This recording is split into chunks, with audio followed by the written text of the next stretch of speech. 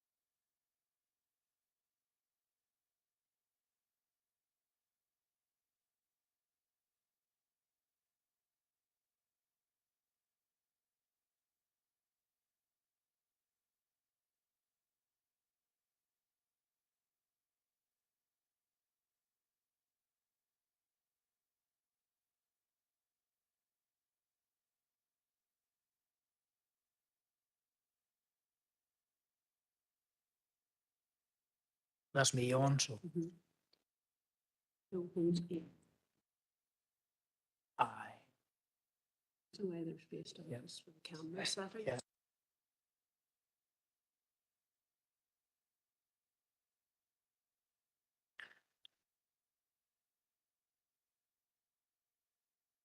Okay, members, I'm calling the meeting to order now, and you're all very welcome. Fáilte roimh ilig to this special council meeting, and obviously it's Wednesday, the 17th of August. We're in the town hall in Enniskillen, and other councillors who are not present in the chamber are joining us via WebEx. So the town hall and WebEx hybrid meeting tonight. So it's August, Tamuj Ilar Mi Lunasa. We're in the middle of the month of August, and ordinarily there aren't council meetings in the month of August, but there is a special council meeting because the matters we are discussing have time urgency about them, and that's why. So you'll see, members, that there is a 5-item agenda. I think I have one councillor who has indicated urgent and relevant business, that being Councillor Bernice Swift, that person, okay, and has contacted me earlier today. Item 4, there isn't any correspondence, so essentially the substantive issue tonight is item 3. But before we go to item 3, we'll deal with 1 and 2. So less guilty or apologies, and the first group leader I'll go to will be Tommy Maguire. Gur Margaret Kearney, na lesgildi own group of hin fian and uct, Collier Sean Clark, Anne-Marie Fitzgerald, and Collier Chris McCaffrey. Okay, thank you, Gora Magat. Moving on to Victor, Ulster Unionist, group leader, and bring you in now, Victor. No apologies that I'm aware of, Chair. Councillor Rainey went to Oma for the meeting, so he's gone back home to go online. And Councillor Bell is supposed to be here, so none that I know of. Thank you. Okay, thank you. I'll go to the SDLP group next. Mary Garrity is the SDLP group leader. So Thanks, Mary, Chair. Aidan Barry. One apology, Councillor Adam Gannon, who's currently on his honeymoon. Thank you, Chair. oh, thank you. And additional information there. Thanks very much. And we wish Adam very well, not just Adam. Okay. So Paul Robinson is the DUP group leader. Over to you, Paul. Thank you, Chair. No apologies from DUP.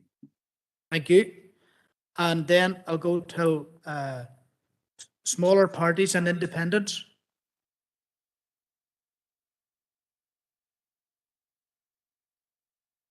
Anybody indicating? No apologies from the smaller parties and independents. Okay, thank you.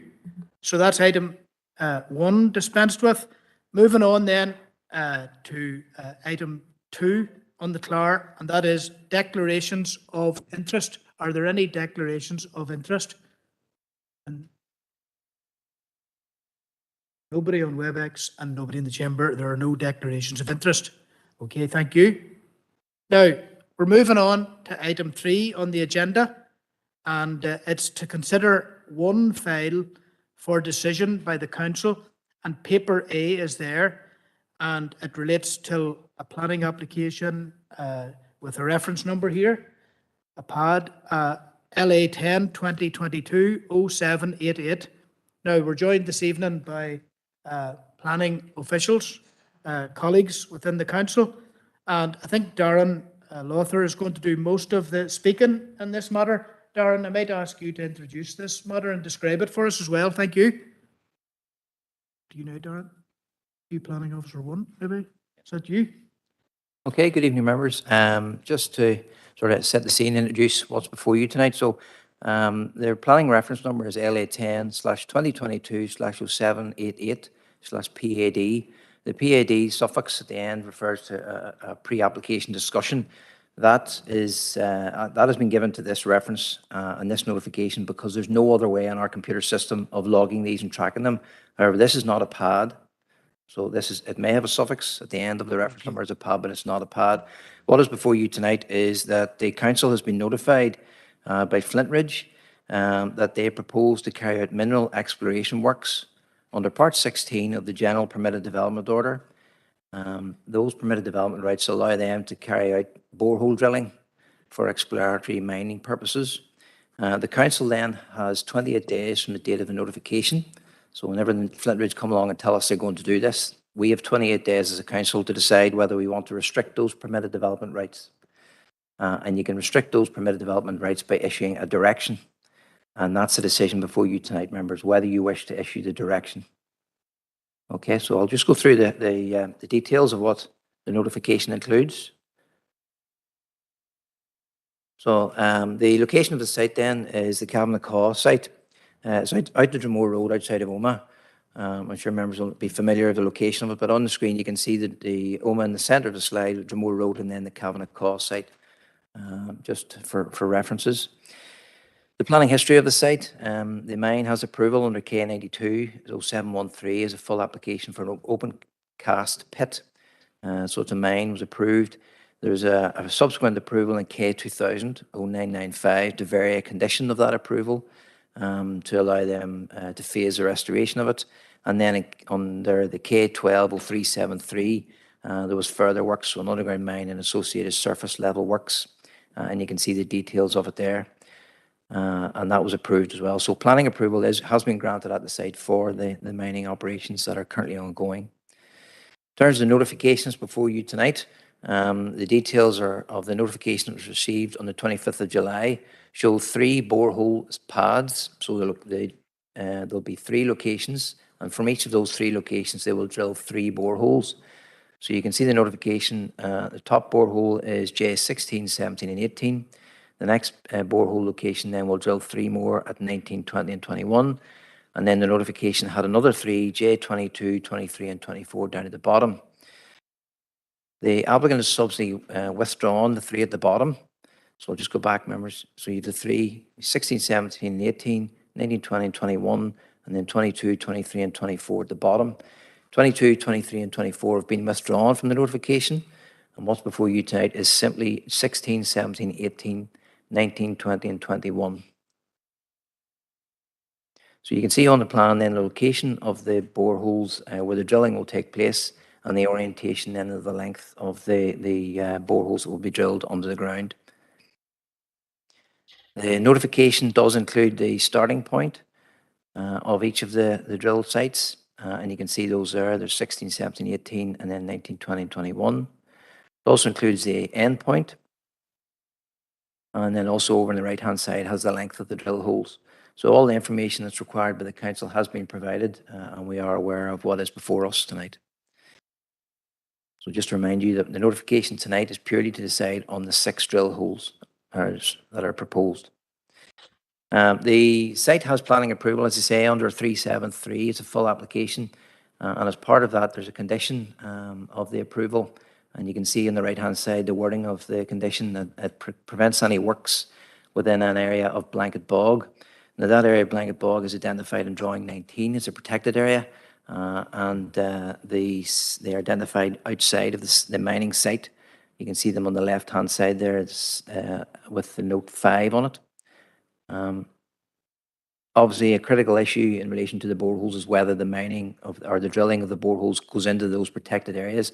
And you can clearly see from the map on the left-hand side, drawing 19, and the length and orientation of the boreholes on the right-hand side that they do not go outside of the mine site and will not be in the protected bog area. So there's no conflict with the condition. The notification also includes information on the impact on the noise that will arise from the boreholes. The details of the drilling is included. So we have a 16-week program, 7 a.m. to 7 p.m. On weekdays, 7 a.m. to 1 p.m. on Saturdays, and no drilling on Sundays. The location of the drill sites is the purple star, and some of the nearest properties then are identified in the yellow circles, and you can see they're a significant distance away. To the bottom of the site then, there are also a number of properties, and you can see those within the yellow circles again, and the drill site then is in the purple star. So again, a good separation distance between the two. Environmental Health have commented on the notification and are content that there won't be any harm to the amenity of these properties. Another important consideration is the proximity to listed buildings and sites of archaeological interest. So there are several listed buildings near the site, and you can see those within the blue circles. There's a listed mill and the bridge and kiln. Again, the site is sufficiently distant from those, and the consultee, Department for Communities, is content that there won't be any impact upon them. The drill rig then is a Duralite DL1000, and details of that have been provided, and those are on the screen. There's also details on the Van Roos cementing plug, which is inserted into the borehole, and then the borehole will be filled with concrete, and that's an industry standard borehole plug. So members, to say that's the details of what is before you tonight. The decision for you really is whether you want to restrict the permitted development rights that apply to the Flint Ridge Company. You can restrict those by issuing a direction, and that direction will then say that you have to apply for planning permission. Now, if a direction is issued, the council is required to send that direction and notify the department. If the department then they review it and they decide no, the direction should not be issued, they will tell the council, and we will have to withdraw the direction, and they will go ahead. So ultimately, at the end of this all, the department will have the final say on it. So if you want to withdraw or restrict the permitted development rights, members, you can do under the information on the slide in front of you. So I'll just read it out to you. So the council may make a direction under this article if it is satisfied that it is expedient that the development or any part of it should not be carried out unless permission for it is granted on an application because, and then it sets out 4 tests. If members wish to issue the direction and you consider it expedient to do so, it has to be because of one of those 4 tests. And there's a comment on each of those within the report, and the view of officers is that it's not expedient to issue a notice for the reasons within the report.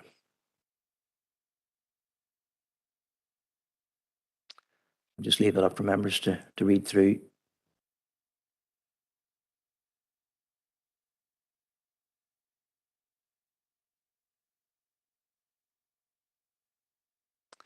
Okay.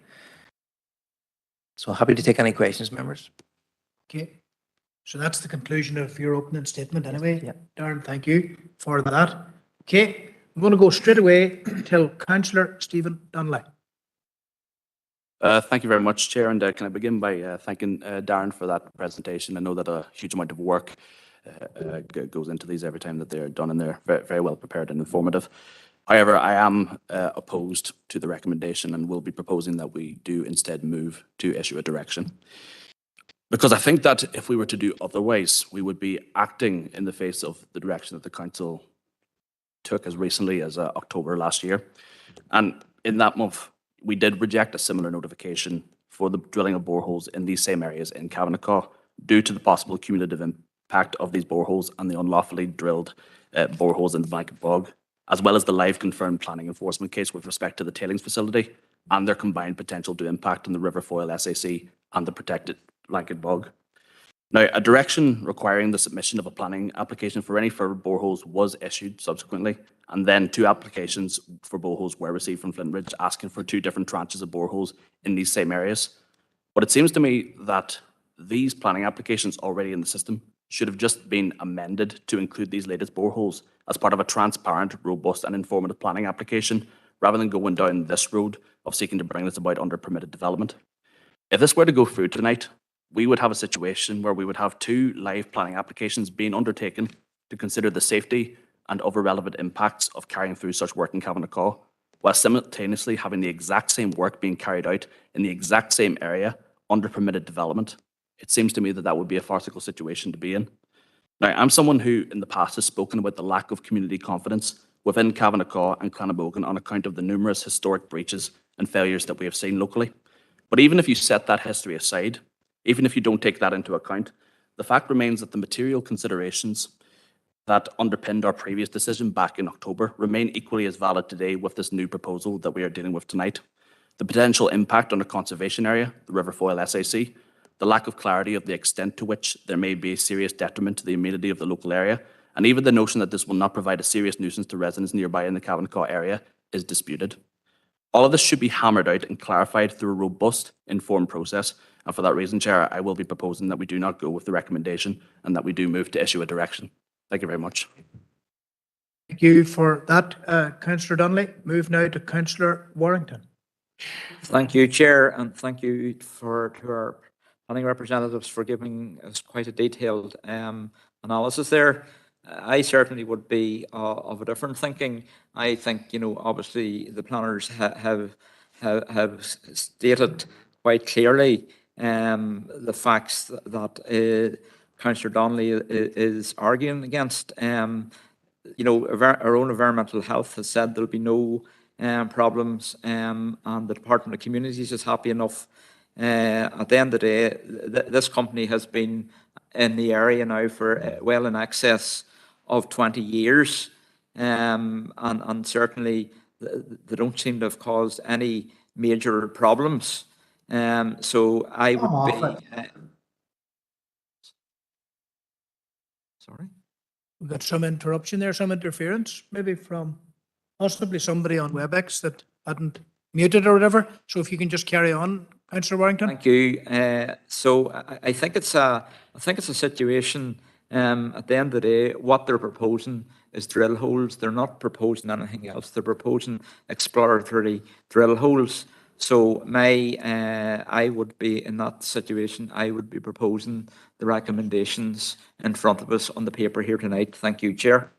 Okay, I'm going to go next to Councillor Stephen McCann. Then I'll be going to Councillor Emmett McAleer.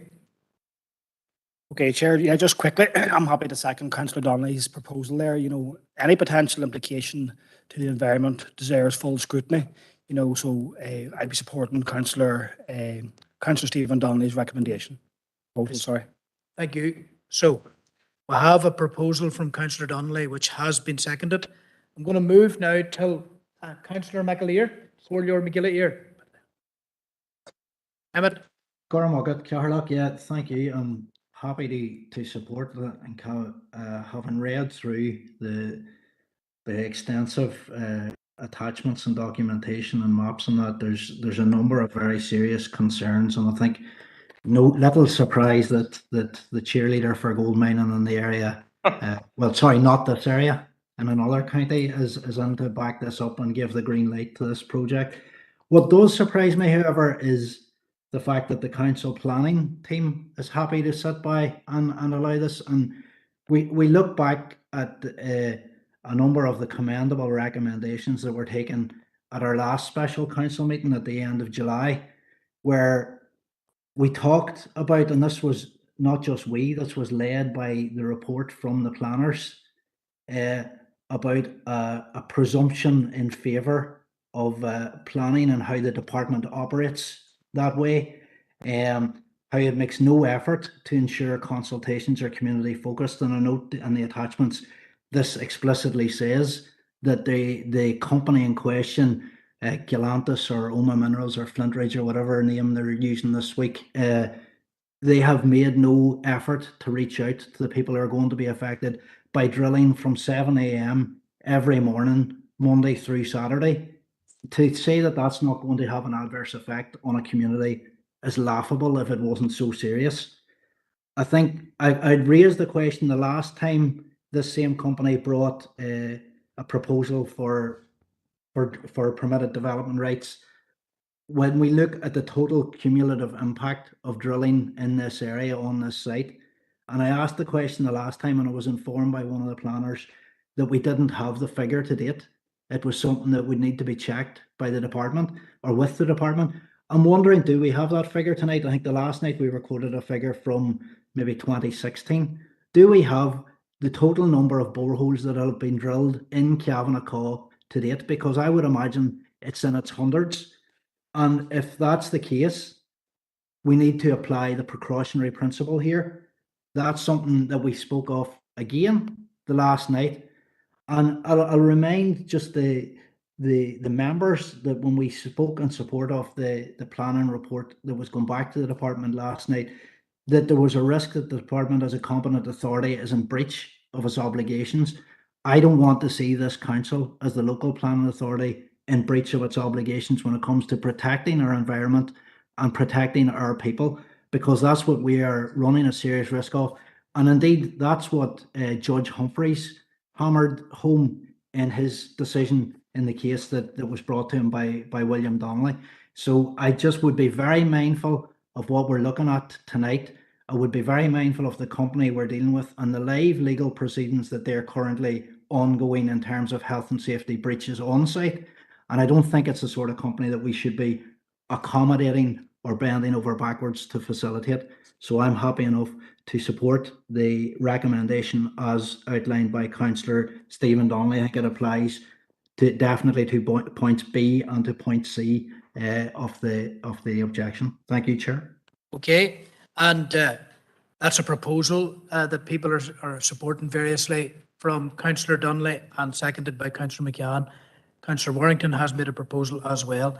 And just in a matter like this, as chair of the meeting, I have to say that let's keep our council staff free from any negative commentary, because I know that their professionalism is absolute in this matter and what they present before us. And it should be respected and not undermined by anybody at all in this discussion. But with that, I'm going to go to Councillor Robert Irvine. Thank you very much, Chair. I'm happy to second my colleague, Councillor Wallington's proposition in regard to going with the officer's recommendation. Could I ask the Chair, though, to clarify Councillor Donnelly, who's going against the officer's recommendation, to clarify the grounds on which he's going against the recommendation, please? I'm not sure if that was made. Okay. And it needs to be noted for the record. Thank you. Yeah. Okay, like what are the planning points?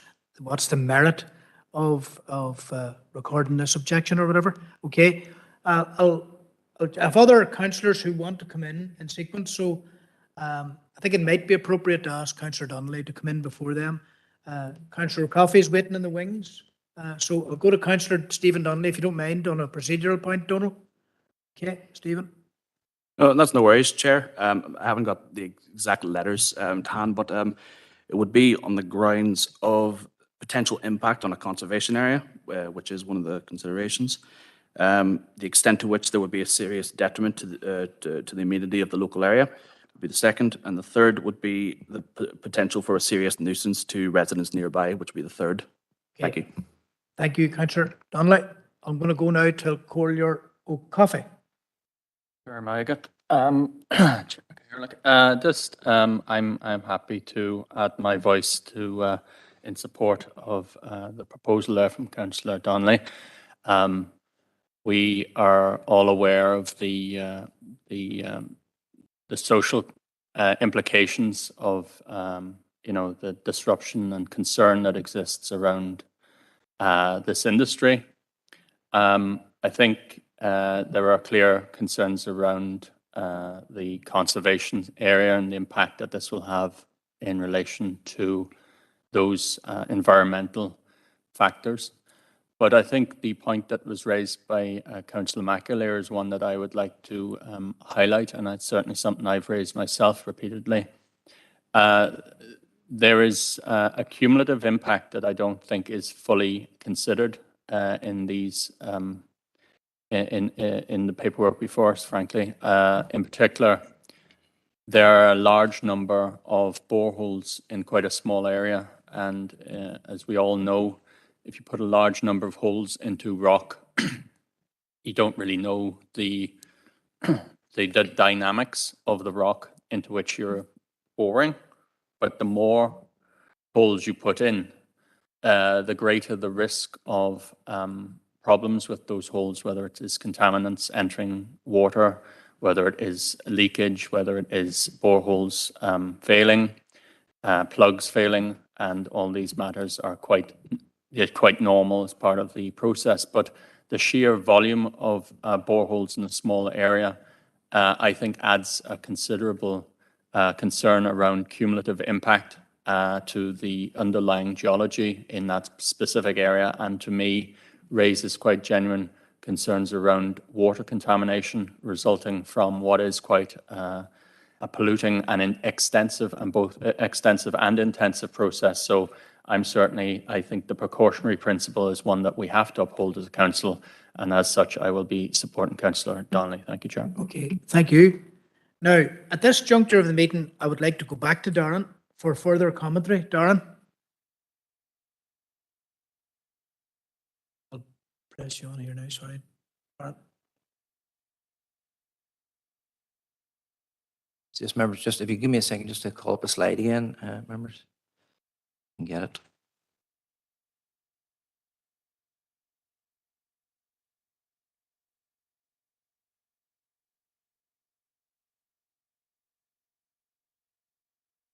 Slideshow.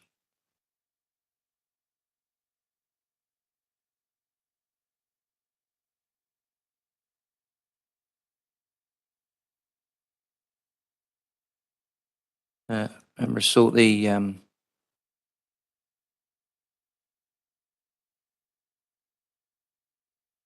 so the issue before you members tonight is whether you want to restrict the permitted development rights as part of this notification. Whenever a notification is received by the council planning officers, we review it to make sure all the information is there that is required, and it is.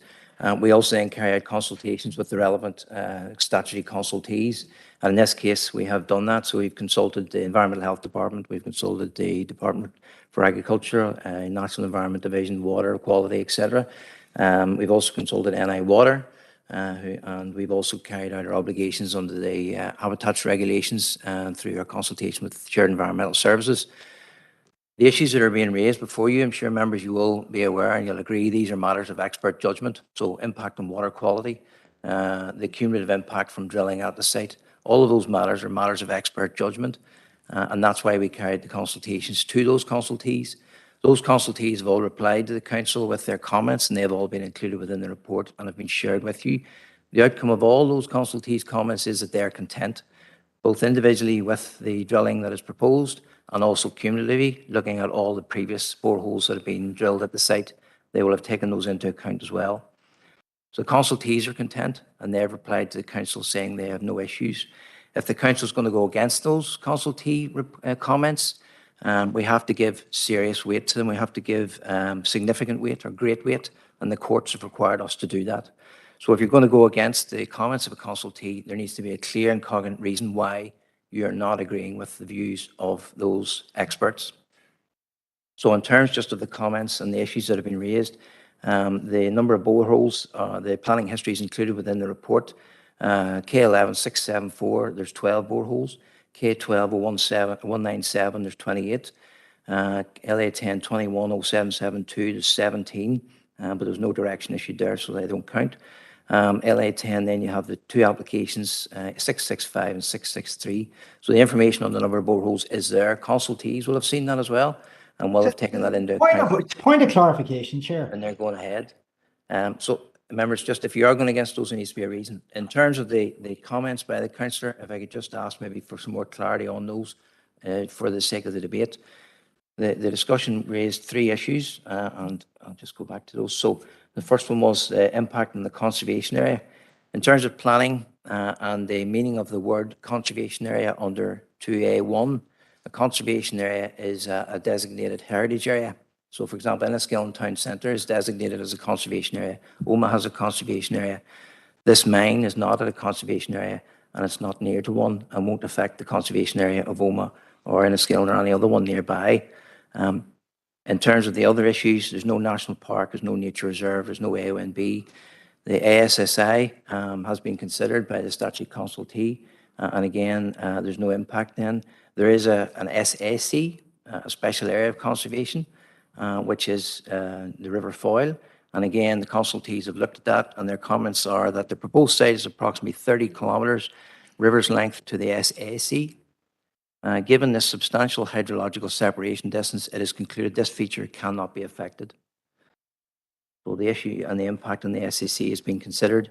Archaeological interest, again, there's no issue there. In terms of the other three, the B then on the screen, the impact upon the amenity of the area and the nuisance, again, environmental health have looked at that and are content.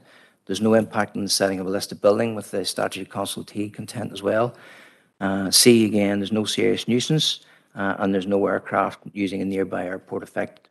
So if the members are going to issue a direction, and that is entirely your decision, and members, we will support you in that and give you advice on that.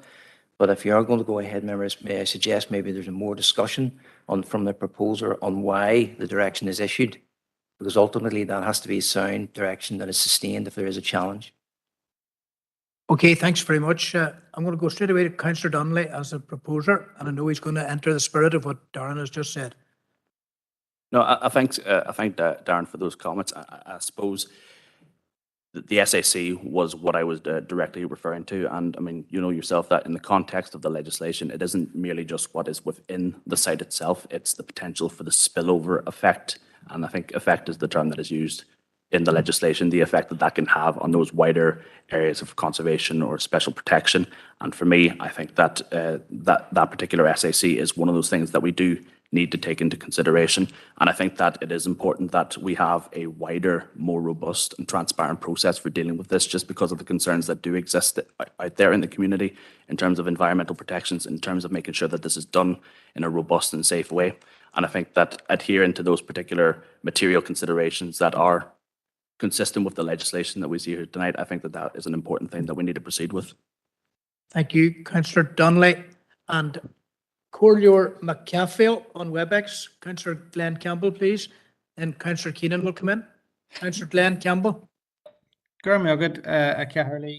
I mean, I'm content to support the proposal by Councillor Donnelly and seconded by Councillor McCann, and for the reasons really which has been listed there. The fact that I don't see this as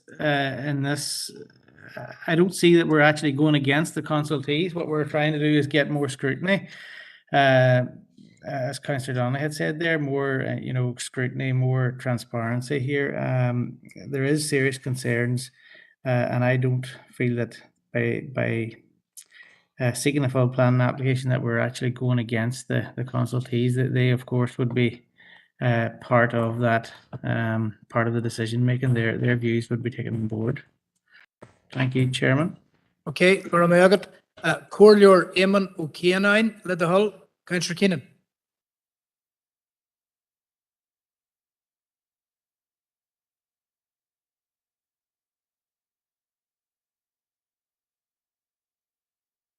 Right, sorry. I didn't know what happened there. Sorry, should have been. Yeah. Goramayagat, Corleor. Yeah, I'd like to support Councillor Donnelly's proposal. From the information I have received as well, that area is hydrologically linked to the River Foyle, which is a special area of conservation. And with previous breaches of planning on that site, going back as far as 2014, I think there's a real risk, and it's a risk we have to take seriously. So yeah, that'd be my reason for support. Okay. Thank you. Thank you. I think Councillor Deehan will be next. Josephine. And if Glenn could take down his hand, please. Thank you. Thank you, Chair. And I want to thank Darren for his very comprehensive report. And I take note of all the advice that he has given us. I would be inclined to support Councillor Stephen Donnelly's proposal, Chair. I think there's absolutely no reason not for this to go to full planning appraisal. I would disagree with the recommendation or the suggestion that this development, if it were to proceed, would not detract from the amenity of the area.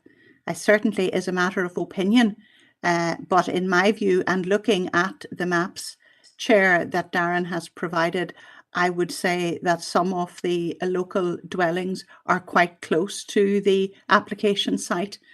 And I also agree with Councillor Emmett McAleer that the drilling of these boreholes 6 days a week, 12 hours a day, Monday to Friday, I think that would create a serious nuisance to the local inhabitants. And for that reason, Chair, I think that we do need to look at this application in more detail under the rigours of the planning committee, and therefore I want to support Councillor Donnelly in his proposal. Thank you, Chair. Okay, thank you. Now, shortly, we're going to a vote on this matter. We have two proposals that are both seconded. So in sequence, I'll take Councillor Donnelly's first. If that passes, then the other one doesn't come into play. But I have two councillors who have previously spoken, but I'm going to allow them back in briefly. And that would be, I see Councillor Baird has made a fresh application to speak, and Councillor Bell hasn't yet spoken. So I think I should go to them first, actually, before I engage the others who have already spoken. So I'll try Councillor Bell first, followed by Councillor Baird. Thank you, Chair. Yes, Darren mentioned if we go against the recommendations, there's a possibility it could be challenged. So I just would like to ask, is that likely? And if the challenge is successful, what would the ramifications on the council be? Thank you. Okay. So in terms of a challenge, there could be a challenge received from the applicant against the decision by the department or the consultation direction. There could also be a challenge by a third party who objects to mining at the site. There could be a challenge received from anybody, councillors. To be honest, these days, planning has got increasingly a legal matter, and there's lots of applications going to the courts, high courts. We have been there ourselves as a council.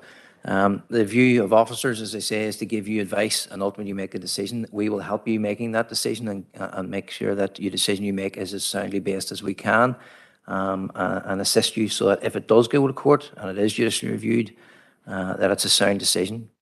But as I say, ultimately, members, it's your decision. We are here to advise you. Thank you. Councillor Baird. Thank you, Chair. Carrying on from, pardon me, my colleague Councillor Bell's question there. If the original proposal is carried and then subsequently challenged by the department and successfully challenged by the department, could there be call applications for the council in going against recommendations from yourselves? It seems to me there's a lot of barrack room lawyers in there tonight who know everything about everything and know more than the professionals who have been consulted on this matter. So I would ask for a recorded vote on this, because were council to be surcharged, I certainly wouldn't want to be paying any money into a decision like that. So I would call for a recorded vote. Thank you, Chair. Okay, thank you, Councillor Baird. And now we have three councillors who have contributed to the debate, and I'm going to ask each of them to be brief, and I want to cut it off at that. And whenever I say I want to cut it off at that, I will cut it off at that. You know, it's not subject to review. How about that? First one will be Councillor McAleer, as brief as possible. Same message goes out to Councillor Irvine, and the same message goes out to Councillor McCann. So over to you, Emmett. Thanks, thanks, Chair. Appreciate you letting me back in. Yep. Just first question, and I'll rattle through what I have to say as well. But the first question is: am I right in saying that Darren saying there have only ever been 40 boreholes drilled at the Cavanagh site that's been operational now for decades, because that can't be right. And the question that I had asked was how many in the history of that site that it's been planned and zoned for mining, in the history of that site, how many boreholes have been drilled there. Now, the previous night, he advised that that was information we would need to get from the department. I'm just querying whether we have ever got that information from the department, because it doesn't seem to be available in any of the attachments. And that surely is a pertinent fact when we're dealing with the cumulative impact, which is, from memory, point B or point C of the objection that we're actually raising. There's no way that that's correct. It's a lot more than that. We're not talking about something that's been done by this company or whatever name they're using this particular week. We're talking about the entirety of the site, because the area hasn't changed, the area hasn't moved. The landscape has dramatically changed due to the destruction that's been caused there, but that's another argument for another day. We have to be very mindful when we're talking about the point raised by Councillor Donnelly that this does impact on the protected areas, because the area is hydrologically linked to the Foyle system. And that's beyond doubt. It's not a matter of argument. It's a fact, and it needs to be acknowledged here. And I don't know where I think Councillor Keenan made that point. Yes, that's very true. Material, yep. Thank you. Another point worth noting is that it's my understanding that Derry and Strabane Council are actually in the process of opposing all boreholes that are being applied for. And I'm just thinking that's something that we need to be mindful. When the last night we spoke of, and our planning department spoke of the fact that we have outdated planning legislation, and we have the potential that the department deciding on these things isn't working with planning policy that's fit for purpose. But you have a substantive question in there that I'm going to ask Darren to address. The boreholes really is my substantive issue. But just to be very mindful of the criticisms that this council received, the planning overall received in relation to the case that was brought for repeated breaches of planning by the same developer. And we need to be very, very mindful of that all. But just going on the information that's been presented tonight, there's absolutely no way we can permit this to go ahead. We have to be calling this out for what it is. It's cumulative destruction of an area. Thank you, Chair. Thank you. And Darren? Yeah, okay, Mayor. So as I say, just to be clear, it's not that you're stopping this going ahead tonight. All you're doing is restricting the permitted development rights so that a planning application has to come in and then be determined. So it's just to be clear on that. As I say, if an application comes in, the council will consider it on its merits. And we're not predetermining that before an application would come in. So I just want to make that clear. In terms of the boreholes, the planning history within the report does include the planning reference numbers of all the boreholes that the council has details of. So the 674, K11 674, we approved, or the department at the time approved 12 boreholes. The 197 was a full approval for boreholes, and that was 28. We also then have the notification to the council under 1021-0772 for 17 boreholes, and there was no direction issued there, so they went ahead. So in total, I count that to be 57 that we have planning histories on. There were additional boreholes drilled at the site without planning permission or without notification to the department at the time or the council.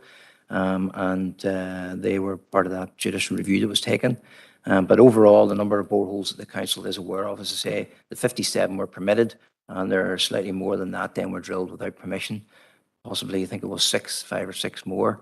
But in terms of the council tonight, we have to go on the basis of the information before us, and that is that there's 57, plus then the ones that were drilled without permission.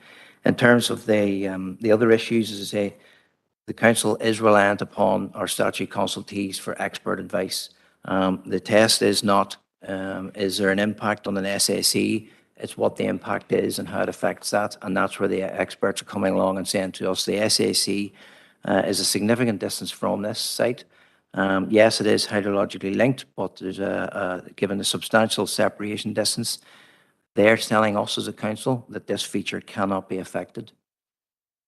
And as I say now, it's for members to decide what they do with that information. If they don't agree with it and they feel it is affected, that's fine. You can make that decision so long as you give a comment and explain that, and that can be recorded in, members. And we think that has been done. That has been done in the course of this discussion, that those challenge points have been cited. So other councillors through the forum want to come in now after I made a ruling that we wouldn't. So I can't go back on that ruling. It's nothing personal. But there's two remaining speakers, Councillor Irvine and Councillor McCann. It's not a comment, it's just a question. I think it's back to Darren. Councillor Deehan referred to that if a planning application did actually come in on this, track through the process, it would go to the planning committee. I think from clarity, does it not have to come to full council? I think I just, so it's not coming to planning committee, it would come back to full council if it actually tracked through and the planning application did come in. That's all I need to know. Planning colleagues have nodded in agreement that that is correct interpretation. Thank you. And finally, Councillor McCann, Collier McCann. Yeah, thank you, Chair. No, it's just a point on the challenge and the talk of challenges. You know, I suppose that's what this meeting's about tonight, is to assess the information and make a decision as a council. So that's what's been done, and that's what we're here to do tonight.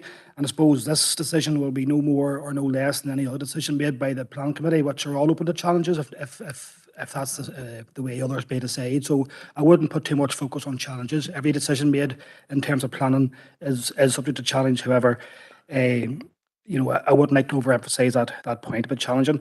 Secondly, Chair, just quickly, I'm aware that the Minister for Infrastructure is due to meet this council in the near future, potentially, or perhaps the general issue of mining and fracking, etc., which has a huge impact here, and as you know, it's very relevant here, should be included on that agenda if it's not already. Thank you. Now, we do have two proposals on the table, and there aren't any procedural points to be raised at this point unless members indicate otherwise, but we're going now to the vote. There has been a request for a recorded vote that came from Councillor Baird, if I recall, and the motion that will be put before you now, the proposal that will be put before you now, will be that of Councillor Stephen Donnelly, proposed by Stephen and seconded by Councillor Stephen McCann. And Celine, I'll ask you to maybe bring to our attention the wording of that proposal. You have captured it. Yeah, thank you, Chair. So the proposal is that the council would issue a direction under Article 7 in respect of the notification of permitted development rights by Flint Ridge Resources Limited. And as such, that would then require that a full planning application would be submitted in connection with that, but mindful also that that direction will be subject to review by the Department for Infrastructure in advance. Okay, thank you. So that has been proposed and seconded, and we're going to open up the vote now, or perhaps it's already open. Is it, Donal? Okay, we'll open up the vote now, please. Thank you.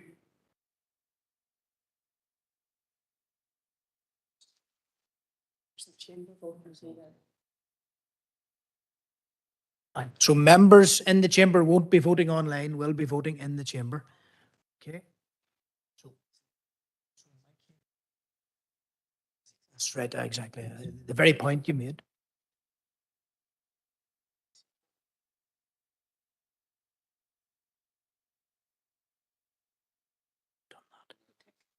I have done that. I would have.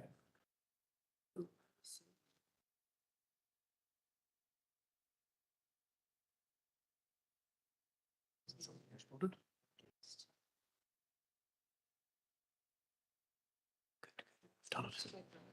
Counted 14 online. Very good. That's good there. There is 1, 2.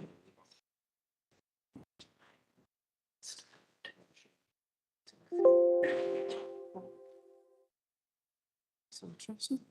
1, 2, 18.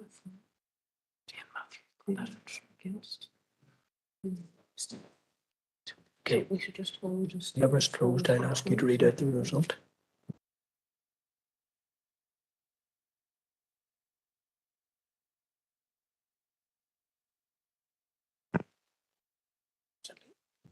Okay, members, thank you. And that vote has completed. So I'll defer now till Celine, our director, who will read out the result of that vote. So Chair, for 18 votes, against 10 votes and 1 abstention. So the motion is carried. Okay, thank you. And that effectively concludes. Oh, The second proposal falls because of the nature of the first proposal. That has been carried. So that concludes item number 3. There isn't any correspondence. I'm moving now to any urgent and relevant business.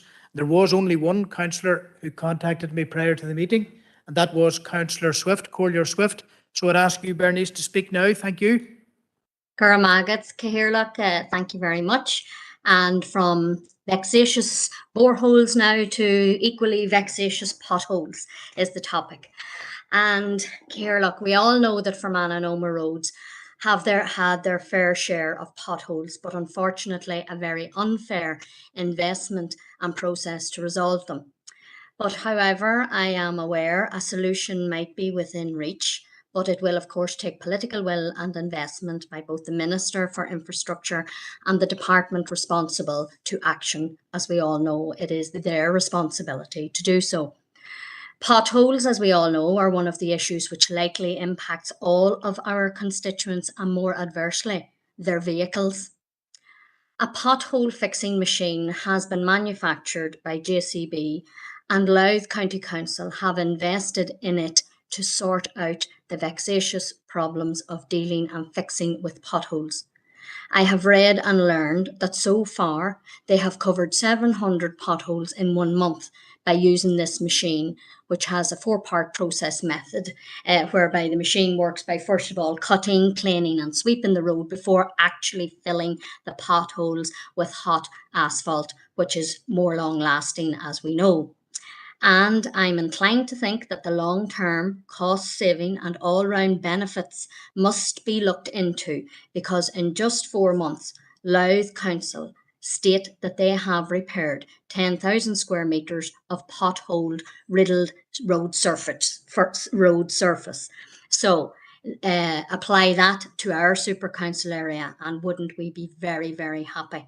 So I'm thinking we need this solution that Louth have implemented properly and fairly considered. So I propose here tonight and seek the agreement from all councillors present that our Western Region Department for Infrastructure servicing Fermanagh and Omagh acquire a pothole fixing machine. So therefore I too propose that we please write to the DFI Minister asking him to significantly invest in this solution. And I would further ask that this matter is placed on the agenda for our upcoming meeting with the Minister so that he can be prepared to come to the meeting with an answer to us on this solution. Because I want the department, as I said before, who is responsible for roads and potholes, to investigate immediately. Because our constituents and certainly our ratepayers are paying for a central budget they are not in receipt of a service for. And as we all know, 3 years of already non-working and continued storm and stalemate is not fixing our potholes. So we as councillors are at the coalface of this problem day and daily. We talk about it time and time again, and we're very frustrated at this point with all of the issues still not addressed. But here is a solution, and if it's working well in Louth, I fail to see why it cannot work here in Fermanagh and Omagh. Furthermore, I must highlight the point as well and ensure that any procurement for any manufacturing machine, JCB-like products which are used and have been used in the destruction of Palestinian villages in the Israeli-occupied West Bank should not and would not be used with a pothole fixing machine. So basically, I'm also asking that we're ensuring we're compliant with our own BDS strategy and that everything's human rights compliant. So in a nutshell, those are my proposals to get the Minister on board for a pothole fixing machine for our super council area. Guramagat, Cahirlock. Okay, Bernice, thank you. And you'll probably copy Daniel Healy into that correspondence, would you, the Divisional Roads Manager? You know, yes. Because, and thanks, Bernice, for that. Very good. Thank you. Councillor Green, then Councillor McLaughlin, then Councillor McAleer, and we might leave it at that because this could be a debate about potholes. Okay, so Councillor Green. Thank you, Chair. Well, I'll not keep us too long. I did a wee bit of research into that machine too, and I think it possibly is a great idea. So I am more than happy to second the proposal. Okay, thank you. Councillor McLaughlin. Thank you, Chair. Again, I've had the luck to see this machine at work. I happened upon it. It's a tractor-derived device, one operator. It has its own safety features, and I think it would be a benefit to the road service, and that it would free up employees to do other work. And one of the reasons they've told us they've had problems is that they're unable to retain and employ new staff. So this would reduce the burden on the staff that they already have. So I would ask them to seriously look at this machine. It seems everybody that has one, there's a few councils in England and Louth, are all singing praises. It does 4 times the work of a road team. So it's got to be beneficial, and only one employee to operate it, and they're totally safe from road traffic as well. Okay, great to see that this has been researched. And Councillor McAleer, Corlear McGill.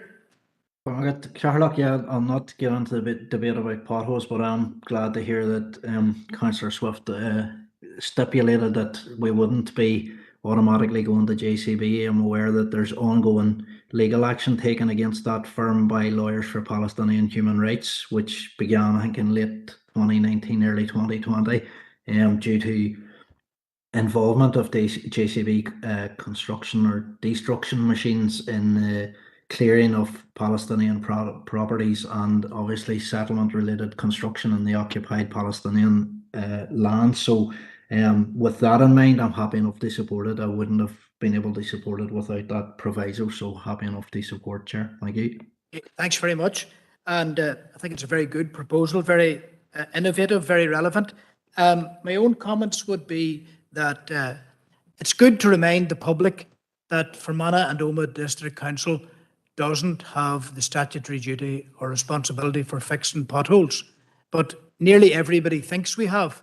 You know, I can imagine if they drive into a pothole in a given DEA, they're cursing councillors' names, you know, erroneously.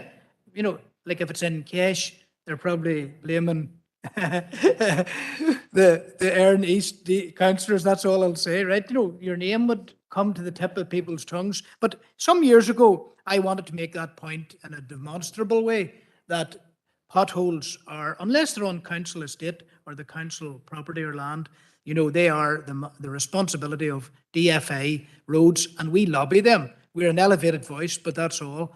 And I remember being asked by the then divisional roads manager if I could take away a message that I had posted, which was, I called it Pothole Hotline, and I gave the road service number. Now, I can imagine it caused some angst in road service that day, but I did call DFA Infrastructure Roads, or road service then, Pothole Hotline, because I wanted people to be taught. And I shouldn't say this perhaps, but the late Derek Quinton, he told me a good one time. He said, from DFA Roads or Road Service, he said that people ring me and say users in the council would need to fix the potholes, you're doing nothing.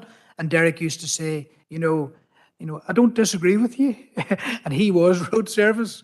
So I remember him telling me that. There is a confusion out there. People think we do roads. We don't. And that hasn't been the case since 1973. So that's all I wanted to say on that. Robert, you're the final say in this matter. Thanks very much, Chair. Barry, your last remarks were a bit tongue-in-cheek, but I think they probably hit the mark. Yeah. People still think we have that responsibility.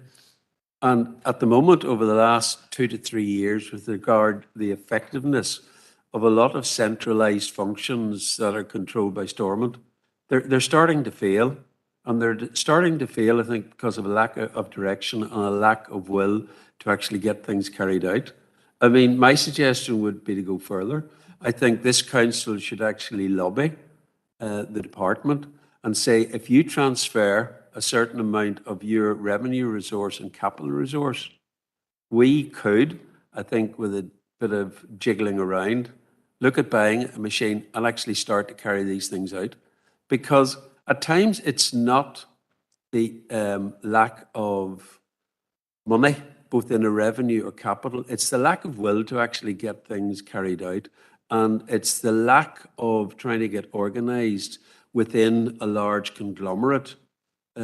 We as a council have proven, particularly in economic development, that if we are given a chunk of money from the central coffers, we can actually outperform and better perform on the ground and carry things out. And I think the realization should come now from the centralized oligarchs, for want of a better word, that they should distribute some of that money out to the likes of the 11 councils so that the work is done and that people are better satisfied with the way government, both local and centralized, actually carry out for the people. So I would actually try and lobby the department and say, if you buy us the machine and give us a resource, we will get the job done because we can do it. Okay. So Well, thank you, Chair. I think what we should do with that is probably Celine, Policy and Resources, that whole territory, and John Hughes will be listening to your views, and maybe they'll factor them into an imminent report, you know, coming before Environmental Services or Policy and Resources. But for now, we're going to deal with this proposal by Councillor Swift, which has been seconded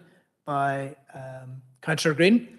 And I'm going to anticipate agreement in the chamber for that proposal. Okay.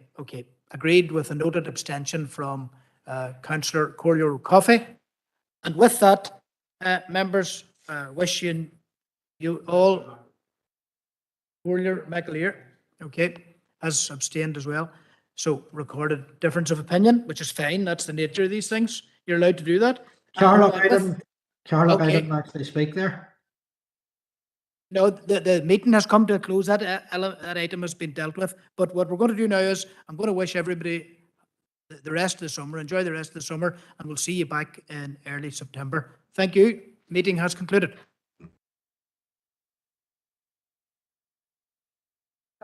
Good.